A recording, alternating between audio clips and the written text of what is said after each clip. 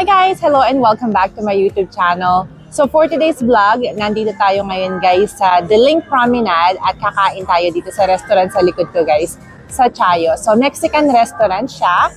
So it's good for brunch and breakfast. So samahan nyo kami guys. Let's go!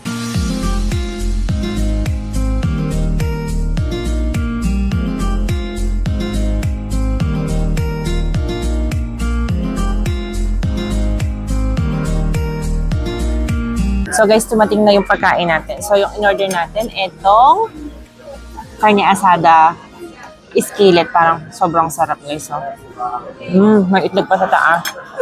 And kumuha tayo ng kape. Lagyan natin ng creamer. So ito yung perfect for brunch guys. Kung gusto niyo ng heavy, kung gusto niyo naman ng breakfast, dito kayo pumunta. At saka napaka-affordable lang din. Ano, heavy and breakfast. Kung gusto nyo ng breakfast, kung gusto nyo ng mag-lunch ganun. Heavy or light, that's what I meant. So, yan yung coffee natin. Meron din silang Tabasco. First meal of the day namin dito guys, sa Diling Promenade. May mga patatas na nakasama. Ang harap.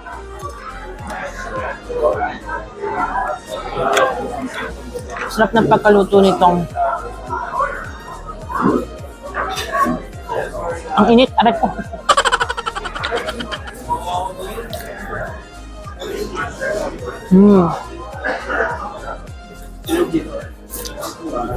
Ayun siya guys. So may itlog sa ibabaw. Tapos may lemon. Tapos nandito yung carne asada niya. Tapos patatas sa ilalim. Parang piritong patatas.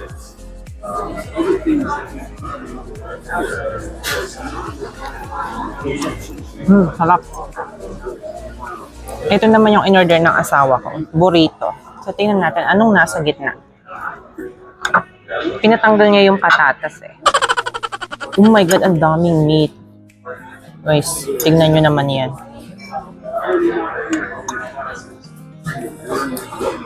Tingnan nyo naman kung gaano karaming meat. So, breakfast burrito to guys. Ayan.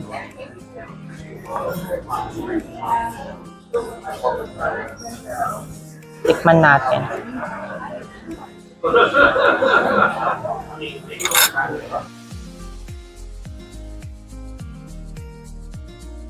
So, this is yung kanilang Chayo breakfast burrito.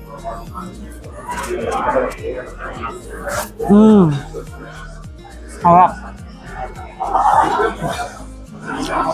Sobrang sarap.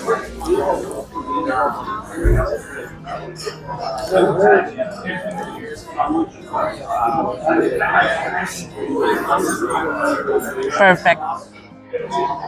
Perfect for brunch, guys. Tapos na kaming kumain, guys. Sobrang sarap ng food and I highly recommend talaga yung kanilang breakfast burrito. Yun talaga yung nagustuhan ko out of the two na in-order namin.